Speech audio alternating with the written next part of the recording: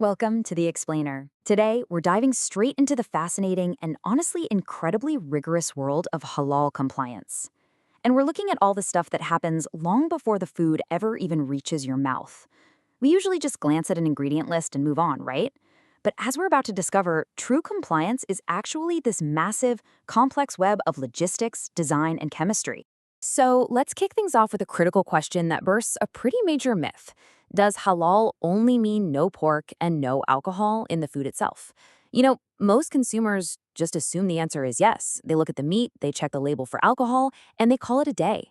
But the reality of what it actually takes for a product to truly meet these standards goes far, far beyond the recipe. Let's look at Section 1, Beyond the Food Itself, the iceberg of halal manufacturing. Because what we see on the grocery shelf, that is literally just the tip of the iceberg. Beneath the surface is this foundational concept of najis, which refers to raw materials or objects that have been decreed as ritually impure by Sharia law. And this dictates exactly what can and cannot physically touch the product. If a cardboard box or a plastic wrapper or even a glass bottle is made using najis materials, the pristine food inside is instantly compromised. The barrier protecting the food absolutely has to be as pure as the food itself. Which brings us to Section 2, Rules for Physical Packaging and Keeping the Supply Chain Clean. Okay, so to actually keep that supply chain clean during preparation, processing, storage, and transport, halal food must be physically completely separated from anything deemed non-compliant. If a conveyor belt or a forklift or a storage vat so much as touches a non-compliant item, it's out. It cannot be used for halal products without undergoing a really rigorous cleansing process.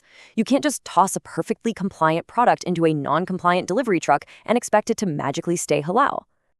And it doesn't stop there. The packaging materials themselves must be non-hazardous, completely non-toxic, and the entire packing process has to happen in a strictly hygienic environment. It's really interesting when you notice how these mandates blend religious compliance directly with modern health and safety standards. The packaging can't just be free of ritual impurities. It fundamentally cannot have any toxic effect on the food whatsoever. It's a really brilliant holistic approach to consumer safety. Now let's move to Section 3, the problem with names, when labels deceive the consumer. Because physical purity, that's really only half the battle. The marketing itself cannot deceive the consumer. Check out this 0% alcohol beer from Italy, proudly stamping a halal logo right on the front label. At first glance, you'd probably think, well, there's zero alcohol, so it's fine, it must be compliant. But this creates a massive problem because of the conceptual association with an alcoholic beverage. Or take a look at this one, aggressively marketed as an alcohol-free, whiskey-flavored drink. I mean, the can is designed to look super premium, intentionally mimicking traditional spirits. Again, the physical alcohol might be entirely missing, but the whole branding and flavor profile relies completely on the concept of liquor, which directly challenges the core principles of the standard. Seeing them side by side, the issue becomes super clear. Despite lacking actual alcohol, both of these completely violate the rules against misleading names and logos. The standards are incredibly strict about protecting the consumer from psychological and conceptual contamination. You simply cannot piggyback on the branding of forbidden items. No way. The standard literally spells this out. Halal food and artificial flavors cannot be synonymously named after non-halal products. We're talking words like bacon, rum, beer, or bakate. It just creates way too much consumer confusion. Even if you formulate a 100% plant-based, physically pure snack, calling it halal bacon is strictly forbidden. The name itself carries the impurity. And this absolutely applies to the broader packaging design, signs, and symbols. For instance, malt drinks that are intentionally designed to mimic their alcoholic equivalents, totally off limits. Visual deception is treated with the exact same severity as ingredient deception.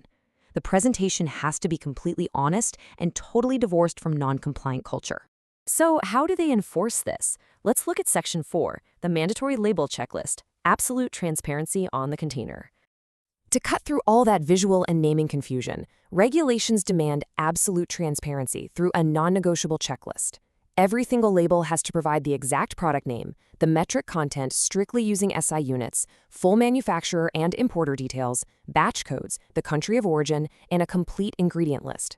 It creates this unbroken chain of accountability straight back to the factory floor.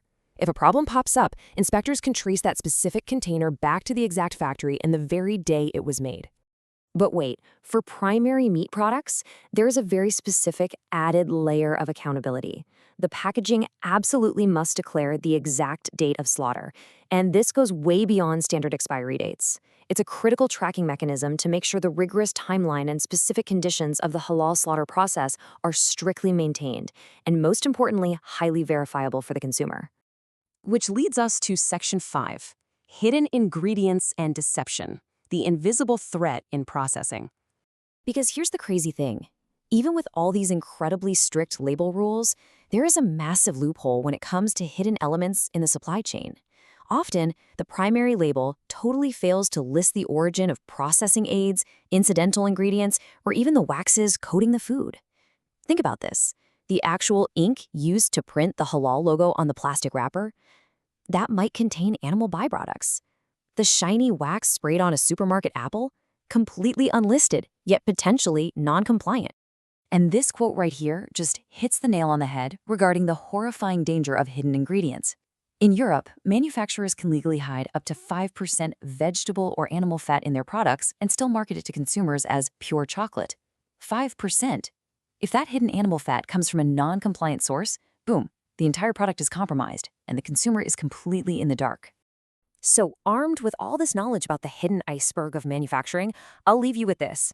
The next time you pick up a beautifully labeled, seemingly perfect product at the store, ask yourself, do you really know what's hiding in the physical packaging, the invisible protective coating, or even the ink used to print the word pure? It really makes you rethink the massive invisible systems required to bring truly safe, compliant food to our tables. Thanks for joining me on this explainer, and keep asking the right questions.